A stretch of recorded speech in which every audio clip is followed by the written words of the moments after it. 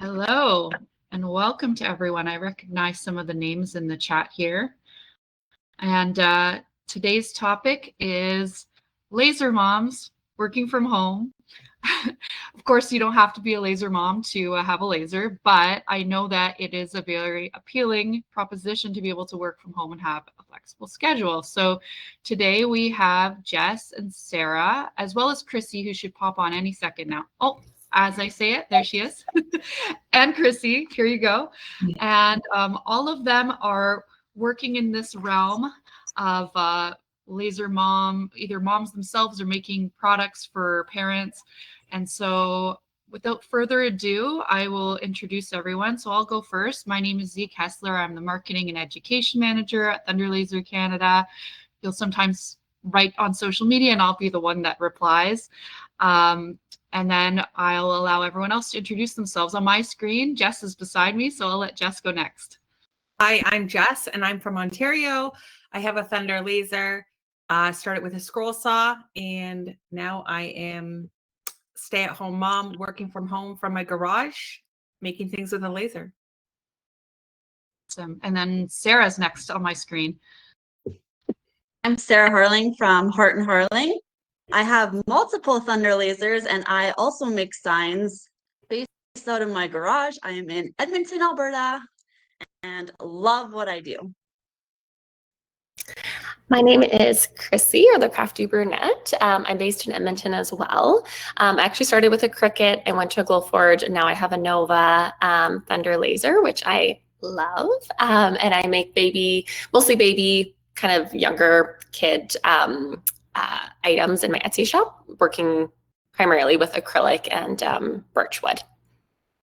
I don't work out of my garage. I have like a studio, but I wish I had a garage space, but I have a studio that I work out of. Totally get you there. So before we start our presentation, I thought I'd ask a few questions to all of you. So and feel free anyone to jump in. When did you decide you wanted to start making signs and like this type of project and exploring that world? And how did it sort of evolve over time to using other tools like the laser? I was always inspired by other makers and stuff that I saw online. I also started with the Cricut and I was doing stenciled sign and vinyl signs and all that sort of stuff. But when I saw that you could create 3D signs, I was like, oh my gosh, I need to try that. Purchased a scroll saw, started with that, absolutely loved that, but I couldn't keep up with the demand. And that's what drove me into getting a laser because I had to keep up with the people. And I can jump on that with what Sarah said. I just wanted to make my children's names and I wanted to be on the wall. So I started with the jigsaw. And then I'm like, how do people do it with smaller? Started with the scroll saw then. And then same with following other makers. And then the laser was like, oh, this could open up a big window of opportunity with signs and other products to do. So here we are. I kind of started, my friend recommended that I get a Cricut, so I did, and then COVID happened and everybody was at home and I just started crafting a lot. And then things just kind of took off. And then I got my Glowforge, and then like Sarah just said, I couldn't keep up with the demand. So switching to a Thunder laser, just a bigger, more efficient, faster machine, has made a world of difference. So switching to the laser was a good first step, but the Thunder was just a complete next leap in terms of being able to keep up with demand and production. Awesome. And so this is not a factor for everyone, but how did being a parent factor into some of your choices to pursue this type of work? You go first. Me? Well, I'm very rural where I live. So I'm very limited on, what resources are around me. Getting children to daycare and school was a big thing. And my youngest is special needs and has spina bifida. So that played a huge, huge factor in what am I going to do? Can I go back to a 9-to-5 job?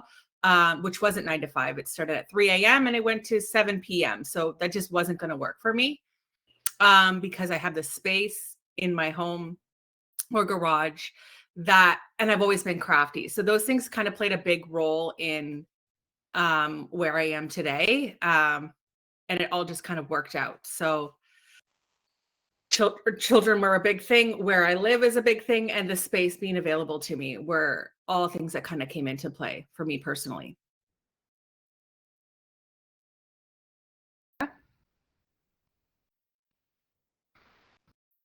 Was finishing up my 4th maternity leave and about to go back to work. And my son pushed me into doing a craft fair at his elementary school and was like, Mom, you can do this. So I signed up for the craft fair, and honestly, sharing my things online led from one thing to another. And I thought to myself, I cannot really justify putting all these kids in childcare and after school care for more than $1,000 a month when I can make these things and make an income and still be home to be able to be there for them and take them to all their events. So I slowly weaned out work. I stepped down from my position and I incorporated this more into my life, and it ended up better suiting everything that I needed. So my kids' lifestyle, my lifestyle, I am here for them whenever they need. And I actually now have a better income doing this than I did at my previous job. Wow, that's an awesome sales pitch there. Krissy, do you want to tell us how you got involved in the market? Yeah, in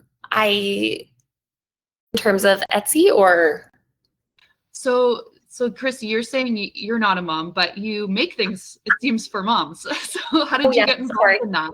Sorry, I just wanted to make sure I was on the right topic. Yeah, so I don't have kids, but I do have a corporate job. So I work in the corporate world. So nothing creative in this sense happens in my day to day. So it's nice for me because I have that creative outlet. Like Sara and Jess, I've always been crafty and kind of can see things and design them and bring them to life. And so it's a nice balance between the two where, you know, on the weekend I can craft, and it's also nice because I'm sure, as everybody knows, customers are dynamic and they're always coming up with different ideas. So to kind of challenge yourself in a different way to be creative and just finish something and have a project that's done is really fulfilling and nice in a different way. So I don't have kids, but it does bring a different kind of balance and dynamic to my life in a different way than that. So how did you choose you make a lot of stuff for like newborns and for children. How did you choose that demographic? So I kind of always, all of my friends were having kids at the same time. So I started kind of making stuff for them, and it kind of evolved into what it is now. I did, for a period of 1.5 years, make a lot of wedding stuff as well. So really big seating charts, place cards, bar menus, all of that stuff. But I had to kind of pick which niche I wanted to go into just because of the demand again. So I decided to do the baby kind of newborn, young kind of kid route. And I don't miss weddings. I wish, I don't say that in a bad way, but everyone who's worked on a wedding signage and stuff like that, it's a lot of work. So yeah, I just kind of had to decide, again, because of the demand, I couldn't do both. So I went the way, but yeah, it was really my friends, everybody I knew was having children, and the demand, like Sara and Jess said, once you start advertising, people just wanted more and more and more, and were asking for more things. So that's kind of how I ended up on the baby train without any kids. I used to be a nanny and work in childcare, and I found that I used to run art classes, which of course is how I ended up in this laser land. And yeah, I found it very easy to market because there's experiences people have in their life. You're out in the playground and people are, oh, there's a birthday, you know, like it's really easy to market because it sort of naturally is involved with whatever your friends are going through or whatever your family's going through. There's always some event or gift or life circumstance that needs something made for it that's, you know, special and unique. So would all of you say that, like, I heard you all say like there's pretty high demand, like I think a lot of people might be concerned about that. Like, is there a lot of people that want these things? Like, because it's pretty scary to take on a new business or like a new project like this. Like, what would you say to people that have that concern? Definitely have a direction you want to go.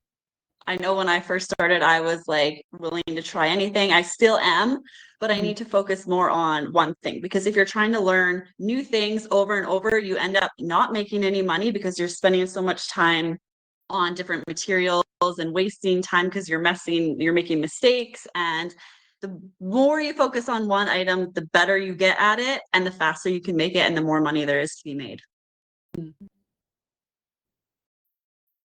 I think just experiencing and trying with different things too. Like, I don't show everybody everything I'm trying. Like Sarah said, it can be very overwhelming, like what realm you want to go with, right? Like I started just with signs and now I'm doing some leather patches and tumblers and stuff. But I think people want a lot of different things and they'll come to you and it just happens. But I was scared at first, like, is this going to work for me? Am I going to be able to sell this? Am I going to be able to pay this laser off? Like really, and make money at the same time? And it just happens. People have ideas and they come to you and they're creative too, which allows us to be creative. How long, out of curiosity, how long did it take all of you to pay off your lasers? Mine was just under a year, because it was a year like last week that I got mine. And so I had a 5-year plan and I paid it off within a year. Oh, Yeah. That's awesome. And you have a big one too. Yeah. Yeah. I have the 51, Nova 51. So it was good. But tumblers helped with that a lot. You know, I would say, I mean, signs did too. Everything contributed to it, but I really dialed in and like, I got a shipment of tumblers from overseas and that helped a lot. Big bulk tumbler orders are where there's money to be made. Mm-hmm. That's the secret, everyone. Yeah, especially right now. There's a big there's like this big movement for tumblers. I don't know. It's such a strange trend, which I never expected. Everyone loves drinking water. So what I think I'll do is I'll go into the presentation, and in the presentation, we're going to talk about different types of laser businesses, but we'll also talk about the different lasers we sell, why you would choose one over the other. And along the way, we'll everyone can on the call here can pop in and maybe give their 2 cents if it reminds them of like a good anecdote or story about something that they've experienced learning the laser or running their business. So I'll go ahead and share my screen here.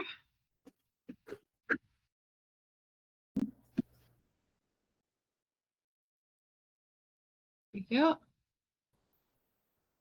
Oops, this is the wrong one. How did that happen? I went all the way back. The beginning. Didn't click it though. Can everyone see my screen?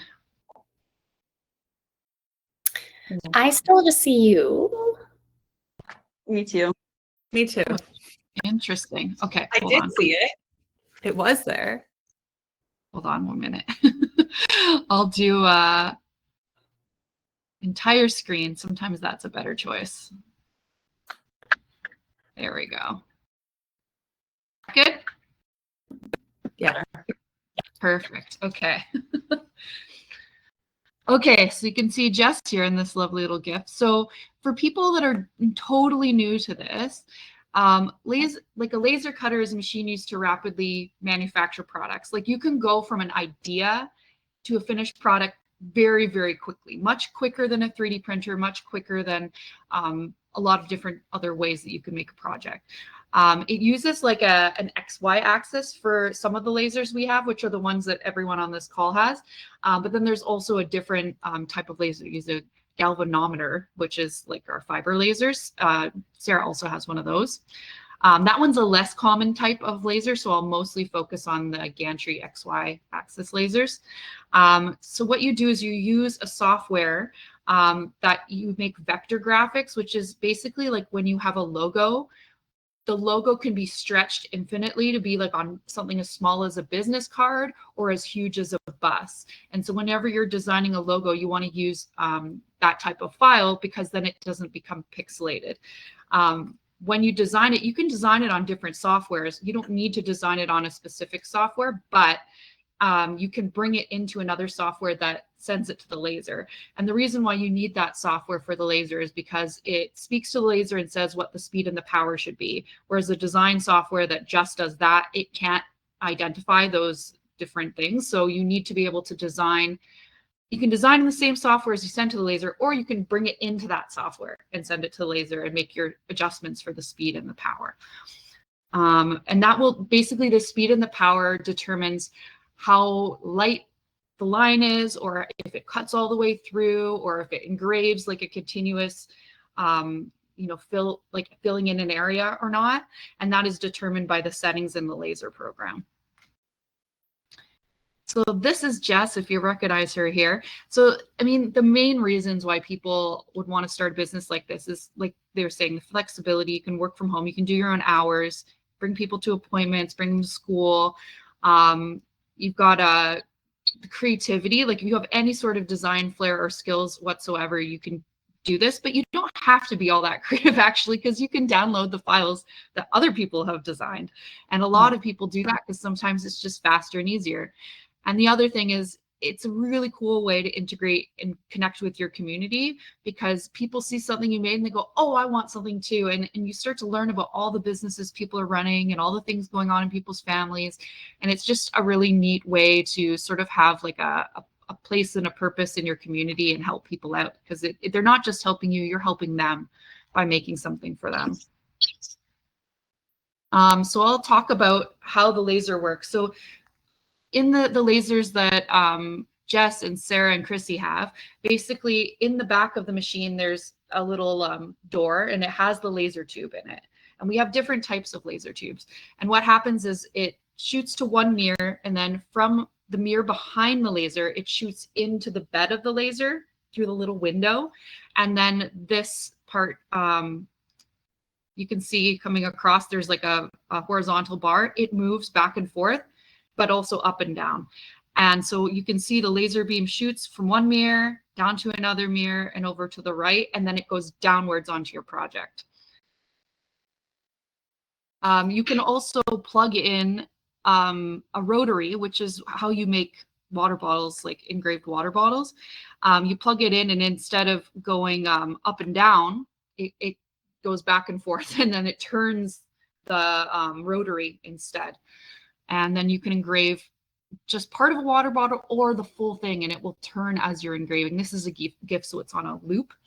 But it's a very cool thing. And now they make all these water bottles with different colors of metal underneath, so you can engrave off the top layer of the paint to reveal the metal underneath.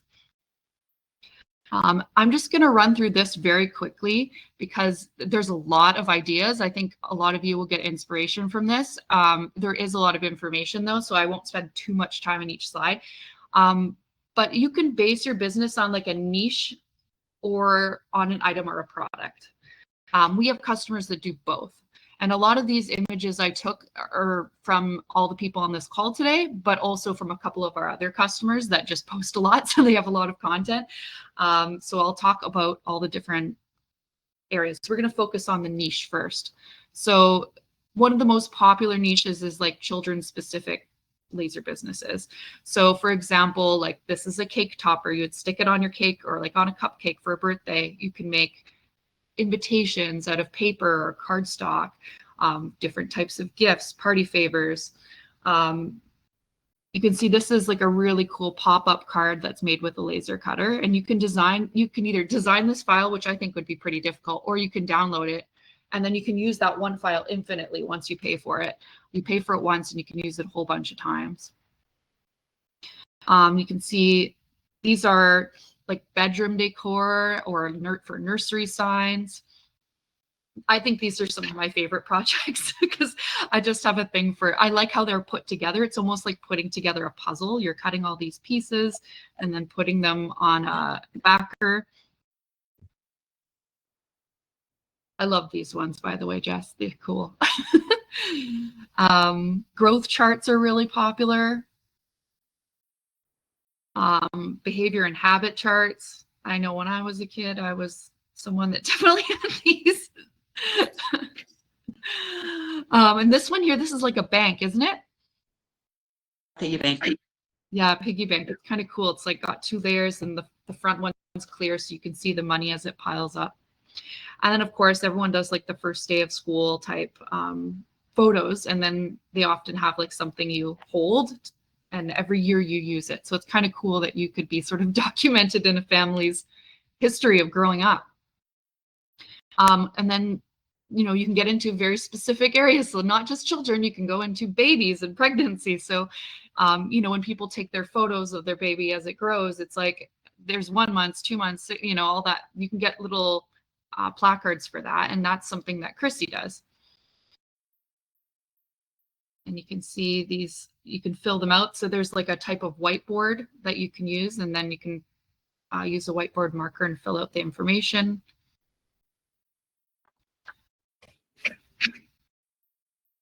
So these are very popular. How often would you say people request these types of projects? What? Yeah, name signs are very popular, I find, for me anyways. There's businesses that strictly just do like floating name signs and do very well. Yeah, the floating ones like this. Yeah. Mm-hmm. This, I couldn't find it. One of our customers, I know that we have one, but they haven't actually started using our laser yet. They just bought it. But you can download all sorts of files. So you can see in this for like puzzles, you can download like 8 puzzles. It's really neat, like the amount of files that are out there. Another really popular, I know that Sara has kids that love sports. So it's pretty easy to integrate into the sports world, because you got all these teams. They need water bottles, they need gifts for their coaches, they have their awards, a place to hang your medals. These are sort of like mementos for the end of the season. Sara, do you want to talk about engraving the hockey pucks? Like, is that like a common thing people do, or did you just decide, hey, I want to try doing that, see how it turns out? I have only been asked to do it once, I think, but I have seen other people share about it a lot. And I think there's different ways to go about engraving them, because you can engrave them sort of like your picture there, where it's just sort of giving like a shadow effect. But I know some people do paint-filled ones as well. That just sounds like a lot of work. And I know I was able to engrave both on my bolts and on the fiber laser. The fiber laser went a lot faster and smelt a lot better than on the bolts. So it was cool being able to test the same item on both lasers to sort of do a comparison. We have an ambassador, Stefan. He's Brother Wood. And he does a lot of sports stuff because he has a bunch of boys in sports. So I'm always taking pictures from his Instagram. This is another sort of niche, because, you know, you have your name signs for kids, but then you also have like for your home, right? So people often will put them up at their like cottage or their cabin, but also at their home, like either outside or inside. I know my mom's asked for a number for the house on slate. Slate engraves really well. Also, Sticks and Doodles, one of our ambassadors, they do a lot of stuff like this. Like, people go on trips, or they have special places they go together as a family, and like that kind of stuff. People love to have art on their wall, sometimes at their cabin, sometimes at home. So it's kind of like they brand themselves as like making memories. So it's not one specific product, but memories is sort of like the theme of their business. And so you can see they make all sorts of stuff that's pretty cool. You know, photo frames. You can do all sorts of interesting things. You can also do it based on an industry. So I saw, Sara, you had these, and I had to actually look up what on earth they were, these little nail things. So, and I came across someone that exclusively does this. They don't have one of our lasers, but I saw that they were doing quite well. And all they do is sell like stuff to nail salons, signs for nail salons, these like mirrors. So when you hold it up, you can take a photo for like their social media, but it also advertises. And then the same idea for like the nails. I thought that was such an interesting idea. So simple, but like a great idea for marketing. Definitely a need for everything. Yeah. Sorry, go ahead. Oh no, I just was saying, like, there is a market for everything, like nail, like it's unbelievable. And once you start like opening that world, looking at different things, following different accounts, then the algorithm just picks it up and then you see what else is available out there. So this is something we get a lot of requests for at so at Thunder Laser, we're based out of a makerspace, and so we also sometimes do manufacturing for local businesses. It sort of started off as that and evolved into selling the lasers as well. So we come by this very honestly. We didn't set out to sell lasers. It's just that people love them so much they started wanting their own after trying them. And yeah, so a lot of the projects we would do are for like businesses in the community or members of the space. They, you know, would hear about it and ask us to do stuff, and then sometimes learn on their own how to do it. So like restaurants and like, you know, like the letters for like signs, like saying the prices, like flight holders, like any sort of branding for a store is often what people need. Then you can get into like specific like events like graduation or end of the year, or like gifts, family reunions, birthdays. Sarah did this one recently. Do you want to explain what this one is, Sarah? So a local old folks home decided that they wanted to put together a sensory room for their residents to enjoy. And they had asked for donations from different businesses around the community. And these are the businesses that gave the donations. The size of each leaf is based on how large their donation was. And this is going to go up on the wall outside of their sensory room so that everyone in the home can see who put money towards making this room actually happen. Yeah. I used to work at a not-for-profit, and I know we would always look for creative ways to honor the donees or the donors, and that so that people could see but you want to do it in a creative, beautiful way as well. You don't want to just be like, thanks, you know, so having something really beautiful that stays up on the wall it's much nicer than just a plaque, right? It's like an artwork. This home has like, it's all browns and wood tones. So they didn't want to do anything with color or anything too bold. They just wanted it to sort of like be nice and subtle on the wall. So that's what we settled on. And it actually looks amazing in there. It looks really good. So if you want to see it, Heart and Harling on Instagram. Sarah has so much stuff on there. So holidays, graduate, all sorts of things. There's just so many different directions. The ones that say East Town Get Down are also made by the makerspace we're based out of, and I think so is the Snowmen project as well. And I know a lot of people have experience doing this. So I think Jess and Sarah, you probably have both done wedding stuff, right? Yeah. What do you think is? Sorry, go ahead. Like wedding guest book signs, I find is a good one where you just kind of put the name and the date, and then they leave it for the guest to sign. Oh yeah, I have a picture of that, kind of like this. Yep. Or yeah, table settings. Yeah. That's cool. Then of course, the pet people. They love their pets. They want to have stuff with their pets on it. So, you know, there's a lot of different directions you can go with this. I was trying to find a picture of the leash hooks from one of our customers, but we couldn't find it in time. But I love this one. It's like a matching water bottle with the dog on it. It's so cute. But then you can also go like an item-based business. Just say you only want to do one item. So you could just be like, I only do signs. You could just do market displays or like, you know, displays for people at shops. You could just do special event stuff for one specific type of event. Or you could focus on just patches or just tags. This is one of our customers. I don't know if Nancy's on the call, but just such beautiful work, and it's something everybody needs. Everybody needs to brand their products. I think some of these might be for like, this one's for knitting or for crocheting projects. I think one of these is probably for like a toque or something like that.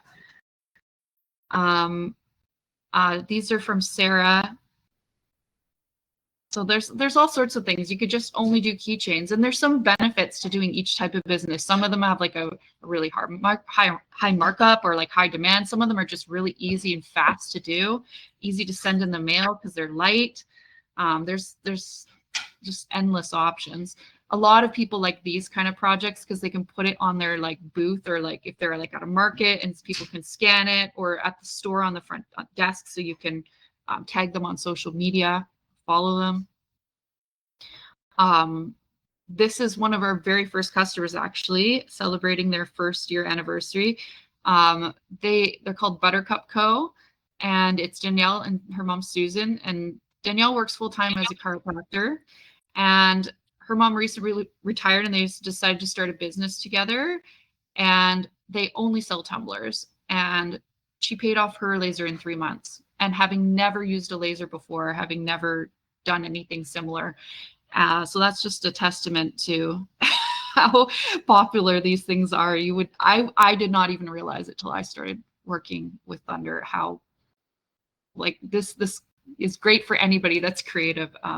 There's so few industries for creative people left that you can make, an okay income at. A lot of them have been kind of like outsourced to other countries, but because it's custom, people want it. They're willing to pay more, and they're willing because they want it like soon. They don't want to wait for it to be shipped across the world. So it's really a great opportunity. Does anyone want to add anything to that statement?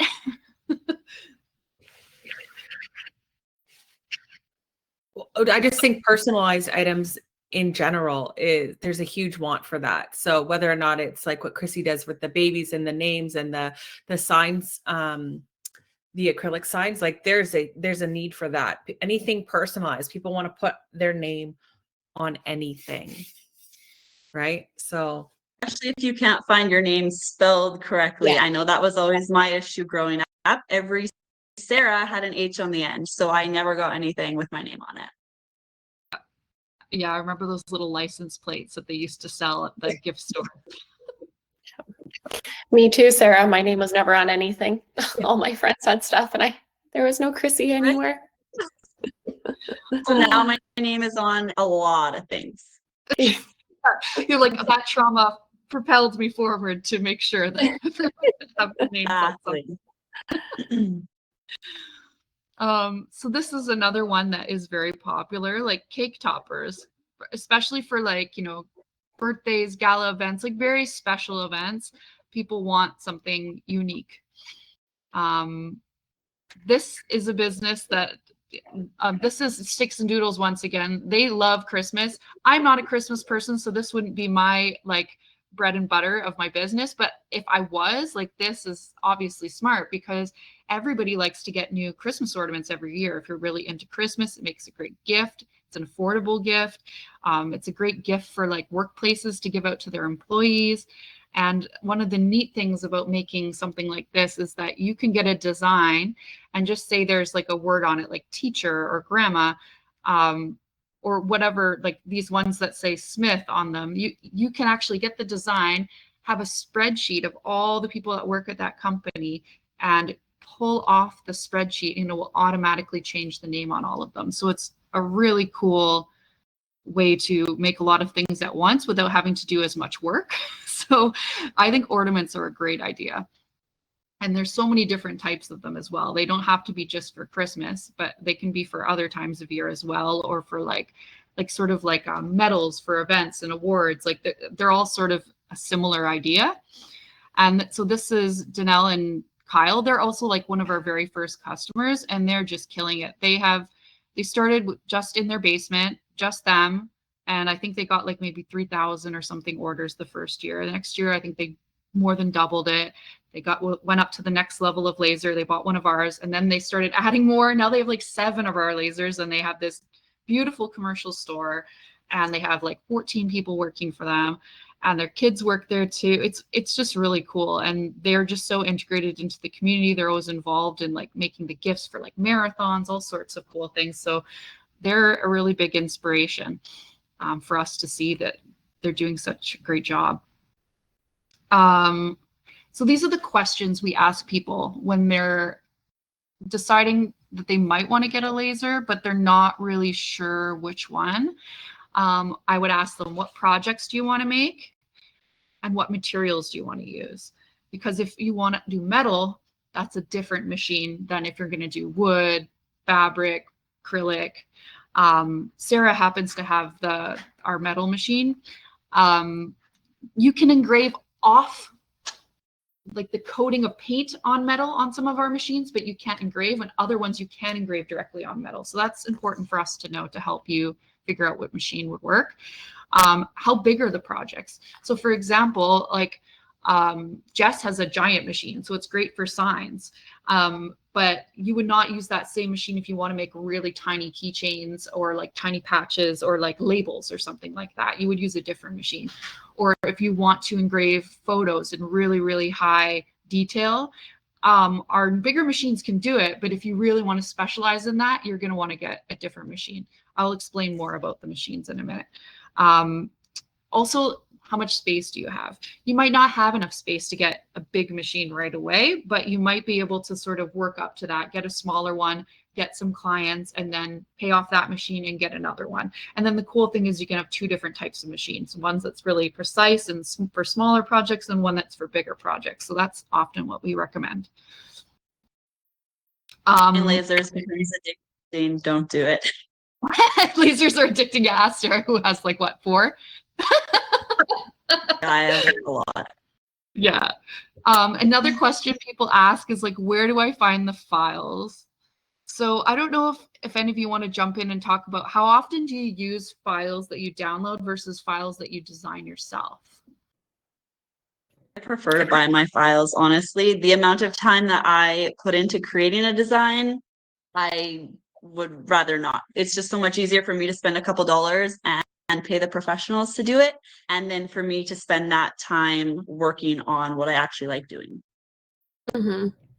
I'm the same way for a lot of my custom stuff. I've done my own design for baby name signs and things like that. But right now I just added some Father's Day gifts to my shop just new this year. And I bought all those files, and it makes a world of difference. You know it's going to work. You download it and you can be cutting it in literally 5 minutes. So the time is worth way more than it would take to design something yourself. And you can always tweak things. If you buy a file, you can always tweak things. You can use your own acrylic colors, or you can, change it how you want it. But it's way better. What do you think, Jess? I know you have a graphic design background. I was designing all my files at first. And then I think I was talking to Sarah, and I'm like, how did you do that? And she's like, look on Etsy. And I'm like, oh yeah, okay, here we go. And I can support another maker for a few dollars and save myself a lot of time. I still do design like larger name if somebody comes to me with a vision, and I will check Etsy, or I will check other makers that do sell their files. But I find more and more I am using files from other makers on Etsy. I find I think that there's also a big market for like designing them as well, because the cool thing is that you can design a file, someone can download it, and like you don't only have to design it once, and then people download. I know there's someone I saw online that's teaching a course about it. I find that really interesting. So some people like more the designing and some people like more the making. So you can kind of choose your own adventure. I feel like there's room for both. So the other thing is, like we were saying, you can design it yourself. So for example, you can actually grab images off the internet and turn them into logos, or turn them into, projects. You want to make sure that the picture you're finding is very highly contrasted and like not very pixelated, because it won't work super well. You ideally want to find an SVG file, which is like that vector format I was telling you about. But yeah, you can design your own files or just bring them in to Lightburn, which is the program that I was explaining. So you can see here on the right, there's like a little window that says fill line. The fill is like the engraved part that's all filled in. And you can choose what the power and the speed of that is, and that will change like how deep it goes. And then line is like where it would cut out. So there's this, you have very thin, I don't know if you can see it, outline here in the dark color, dark purple.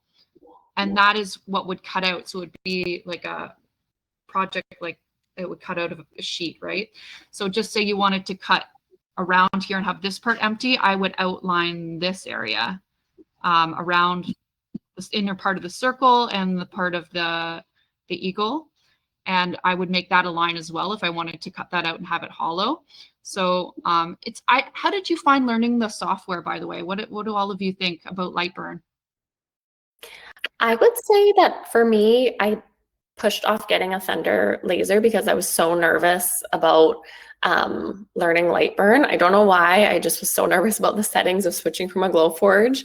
And I designed all of my stuff in Silhouette Studio, and I just was, I don't know, I was so nervous about it. And it has been, I so regret not just doing it sooner, because it's been so much easier than I ever thought it would be.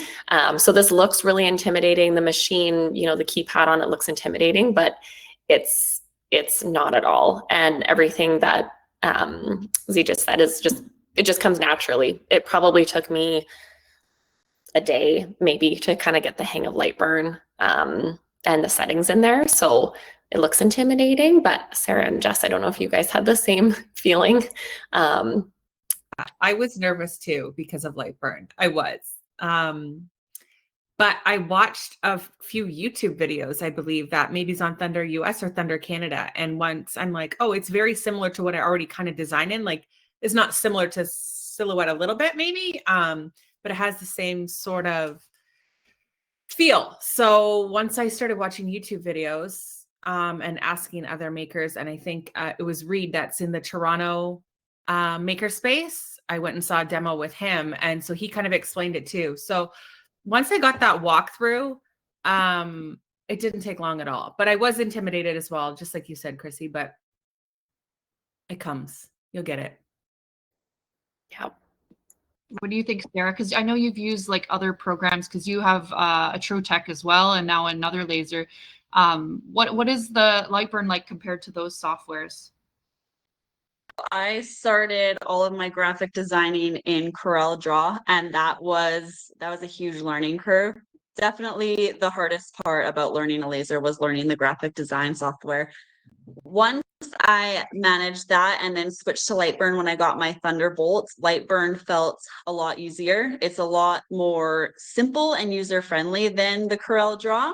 There is a few things though that I find that I can't do in Lightburn that I can do in Corel, but that just comes down to like my personal preference and my experience. So I use Lightburn also for my new RM laser, and it's same thing. Like, it's super easy once you know how to do your basic stuff and learn the settings. Like, switching between lasers and design software becomes like second nature.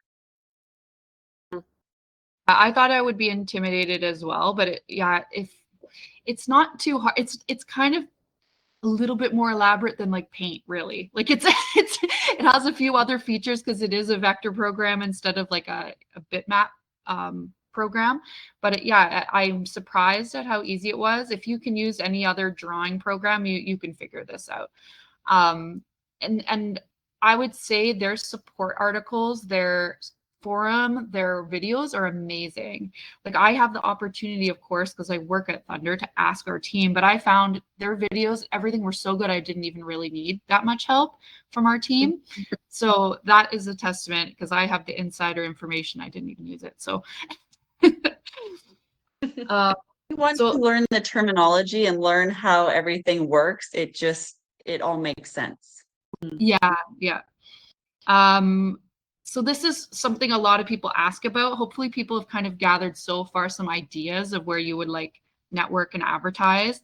At the end of this webinar, afterwards, you'll get an email and I'll have a link to this presentation so that you can look at these more thoroughly, because I'm not going to read off every single one, but there's a lot. And like for me, I've worked a lot with these types of groups in marketing. So I understand like who's looking for what. And so especially the ones on the left there, those are like your top, I think, top choices of places you should partner with, or at least introduce yourself to, or maybe make a little gift to and say, hey, or make a cool business card, pass it off to them.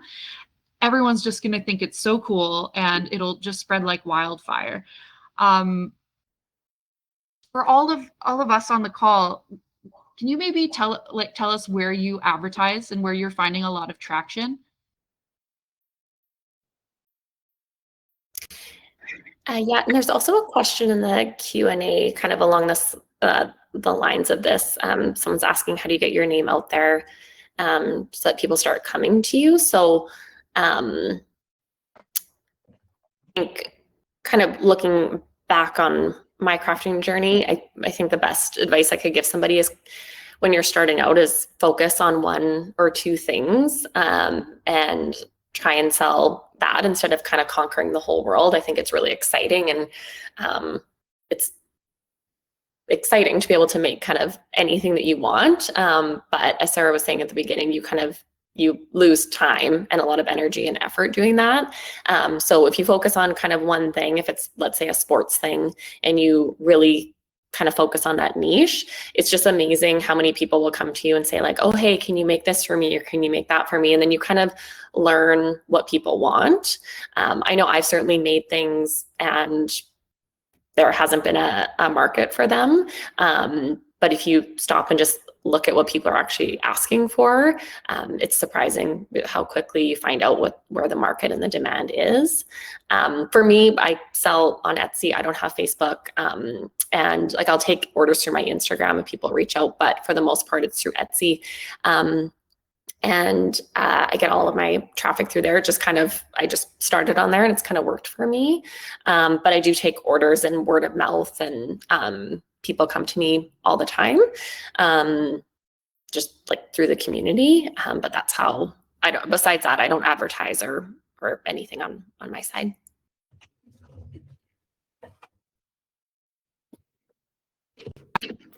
For me, I'm just on social media. I am working on a website and I haven't fully done that yet. So really it's just word of mouth, friends and family.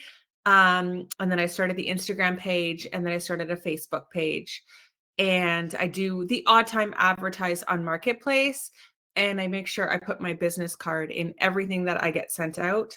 So every tumbler that goes out, and I do get a lot from that. Hey, you made me a tumbler, or I got a tumbler from so-and-so for Christmas. I want to order some for my family. So for me, it's more word of mouth. I was questioning Etsy, whether or not I should start something like that. So I don't know. I haven't had to yet, but definitely something maybe in the future. I'm still kind of dabbling with that.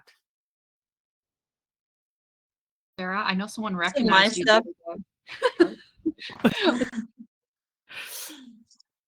Most of my stuff just comes through social media as well. I make sure I show up daily, not only sharing like my final finished products, but the whole start, middle, ends, like from designing to making to painting to gluing to actually holding the finished product. People like to see how things come along, and I think that is how they connect what I do with who I am. And that's like big for me, making that connection with people. I have posted on Marketplace from time to time. I do find though that that's just sort of like a one-off customer. It's not where I'm actually building a relationship with that customer like I am over on my social media. And like Jess said too, every time I make like a bulk order of tumblers for people or just a bulk order of anything, I attach my business card to it so that people I wouldn't necessarily be in the eyes of, I am now in the eyes of.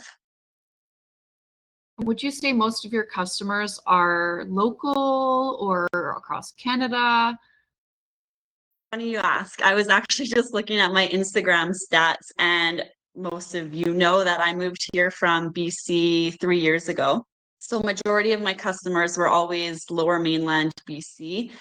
And now when I was looking the other day, I'm actually showing more of the Edmonton, Alberta region as my followers versus back home. So it's showing that what I'm doing, I feel like I'm not really doing much, but just like putting my name out there and getting to know people around is working for me. Like Jess said, word of mouth is huge, especially when you're doing custom work. And if you are putting out good quality and like you can stand behind your products, people are going to keep returning. And I think people really like seeing the process of how something's made. It's like, first of all, I think the laser is still a new technology to some people, so they're kind of amazed by it. So they like watching the process. But I think it makes them appreciate the work that goes into it, which I think is obviously important. Yeah, I love watching the social media and seeing how people make it. It definitely draws me in. And of course, I'm like a laser person myself, but I feel like even if I wasn't, I would be really fascinated with the process of how it works. It's like a little puzzle. Yes. Next, I'll talk quickly. We have 10 minutes left about the laser tubes, like the types that we sell and what they can do. So mostly what we've been talking about today has been primarily RF tube and glass tube lasers. So the RF tubes are more precise. They make smaller projects. We're starting to get some RF tubes that can cut through thicker materials as well, and we're moving in that direction. And then there's also the glass tube lasers, which come in much bigger sizes and they're mainly for like cutting, but both can cut and both can engrave. On the right there, you have the fiber laser, which is kind of more of a specialized use. It's a very small bed, and it's more for like jewelry and like parts labeling and stuff like that. I'll talk a bit more about that in a second though. So for example, the Nova Plus, and the Bolt series, which are all the ones on the left, they're sort of the most popular ones. And these are some of the materials they can cut. So wood, acrylic, different types of cloth and fabrics, leather, paper, cardboard, rubber, wood veneer, fiberglass, like painted metal. You can't cut through those, but it shows that you can cut or you can engrave. So there's an X on one. You can't cut through painted metals. You can't cut through tile, but you can engrave on it. You engrave on glass. You can engrave on marble. There's all sorts of interesting things. Almost anything you can engrave on, except for if it's with those lasers, they can't engrave a pure engrave on like a plain metal, but you can use this really interesting material. It's like called Surmark, where you spray it and then it like bonds, and then it makes your, like, just say you have just a plain like gray kind of metal, you can make it turn whatever color, and then when the laser goes over it like bonds it to the metal. So that's one way that you can engrave with those types of lasers. But the Aurora, it's a true engrave, so I'll talk more about that later. So the RF tube, which are the Nova Plus, the Bolt, and the Bolt Pro and the Bolt Plus, and the regular Bolt. I know it might be a little confusing, so I put the pictures there. They're optimized for engraving, but they can also cut. You just have to look at the specs of what it can cut through. If anyone has questions, feel free to email me. I can explain more. But they're really great at high detail stuff. So you can see the quality of that photo. Like it's just almost looks like a photograph. It can engrave to that level of detail. It's also great for tumblers. It's like especially just the regular Bolt, which is what Sarah has. It's like a smaller machine, but it has a very deep bed in it. So you can engrave like dog bowls and water bottles and all sorts of stuff, which is, when you have a hobby laser, you can't do stuff like that as much. Like there's more limit to that. So this is other examples of projects people typically do on the RF tube machines. Engraving small things like keychains and labels, and the pucks, I think, were done on there. And then there's like the pens are super small, so you'd have to use something that's very precise. Leather patches are a big one as well. Jewelry, because you can get such a small point size with the RF tube. We have two different types of tubes for the RF machines. For the regular Bolt and the new Nova Plus, they use an SPT tube, whereas the Bolt Plus and the Bolt Pro use a coherent tube, which are just they're more expensive, they last longer, and they're slightly more precise. Like they can get a slightly smaller point size on the font. So that's the difference between them. Next, we're going to talk about, sorry, go ahead. Did you want to say something? Or I thought I heard something. Feel free to jump in. The Nova, which is what Krissy and Jess have, they can engrave as well and do smaller stuff. There's like a limit of how small you can go though. You're probably going to get like maybe smaller than I don't know, maybe 5-point font. You might want to go to the RF tube, but you can do a lot of engraving that looks quite good with the Nova as well. And you can get like an HR lens, which narrows the size of the beam to be even smaller. And so these machines here, you'll see, we have some on like discount right now because we're changing our warehouse, which, you know, that never happens. These machines are mostly used by sign makers and woodworkers, I would say. They can cut all sorts of materials, engrave all sorts of materials, but I would say that is the primary market for these machines is sign makers. They have huge beds as well. So you can see, you can make your sign backs on them. They're gigantic. You can fit like a sheet of plywood inside, and it has like a pass through as well. So you can put the sheet through. And then you can do crazy things like make furniture. You can't really do that on the smaller RF tube machines. So, and then I'll just slightly touch on the fiber laser, which is the one on the right here. We have several different models, and if you're interested, we can go into a lot of detail about that. It's a lot to take in for just a short webinar though, but this is what the machines look like. So they're smaller, they have a small bed, and they're sort of meant for like, you know, like you can see a lighter here. There's like a part for a bicycle because you can have longer objects. You don't have to put the lid down to use it. You can do dog tags, business cards, jewelry, things like that. There's also the option to have this MOPA laser source, which will make it engrave in color on some of our models, which is really cool. They are more meant for these materials. Like you can see that wood is not like one of them. It's like metal, leatherette, acrylic, stainless steel, coated metal. But we have another version of it called the Aurora UV that can also do wood, and it does glass really well. But yeah, these machines aren't really meant for cutting. They're just engraving, but they engrave really well. So if you would like more information about that, let us know. We can go into a lot more detail. This is there's a lot to know about these machines because they are very different than our other machines. But you can see you can do all sorts of cool things. Like these like coins are very popular. Dog tags. This is a lamicoid here, so it's like a 2-layer plastic, and you can see the level of detail on that is just crazy. There's some business cards, rings. So it's like a slightly different kind of market for these kinds of things. Quickly, I'll just tell you about the different software. So there's ArtieWorks comes with our laser. It's free. You can of course use it if you want, but Lightburn, we just like it more, so we recommend it because it's you pay for it, but it's not like you have to pay for it every month. It's like $275, and you can choose to update it or you don't have to. And it's really good. It's really easy. And a lot of people in the laser industry and the forums use it, so it's really easy to get help.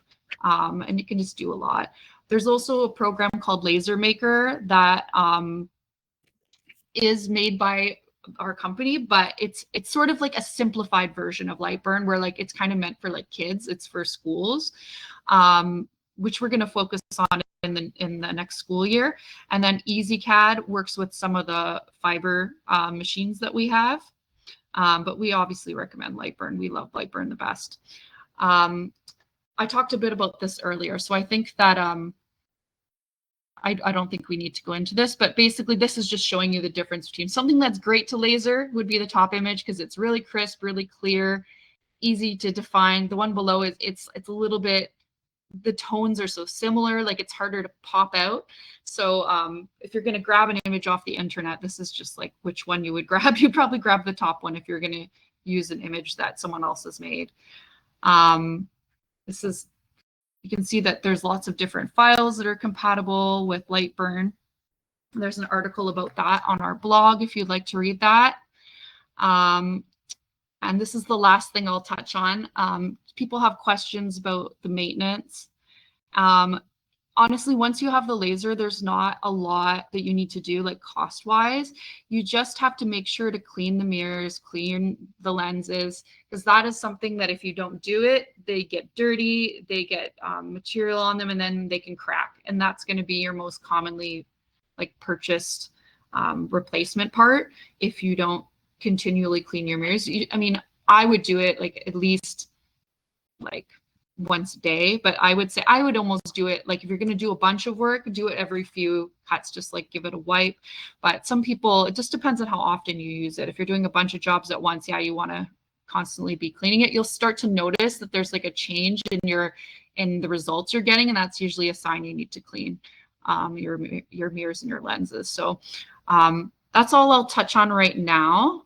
I hope that's a lot of information. I know it's exactly 1:02, so I know we're like 2 minutes over, but I just want to see, there's a couple questions here.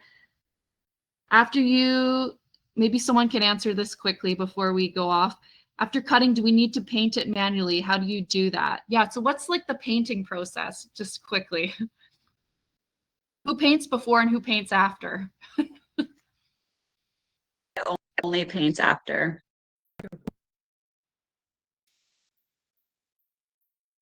Some people, they'll paint the whole sheet before and then just cut little bits out, especially if you know you're going to be using a lot of the same, like sticks and doodles. I think they do that. Like they'll, especially if you're going to do a bunch of the same project, just paint one sheet before and then cut it.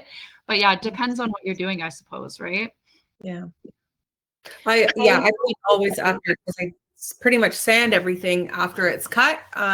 So depending on when I do like my wood signs, I want that nice smooth finish. So I paint all of mine after, but I guess if you're doing acrylic, which I don't do a whole lot of, it might be a little bit different.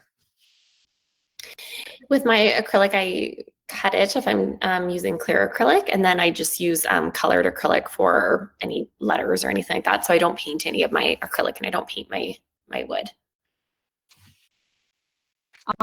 Okay, one last question I'll answer. So depending on which type of tube you have, they have different lifespans. So the glass tubes will last 2,000 to 5,000 hours, whereas the RF tubes will last like up to 10,000 hours. I think for the coherent, more expensive ones, it's up to 20,000 hours. And the RF tubes can be recharged, whereas the glass tubes have to be replaced. And the replacement cost is about $1,000-ish. But you probably won't have to replace it until like at least a few years, like probably 2 years or so, maybe. Just depends on how often you use it. And also you don't want to have your power at 100% all the time. You want to keep it more like 90 because it'll wear out your tube faster if you do at 100% all the time. And the RF tubes, you can recharge them. It's a few $100s. So it's not like you have to replace the whole tube again. So that's good because they are more expensive.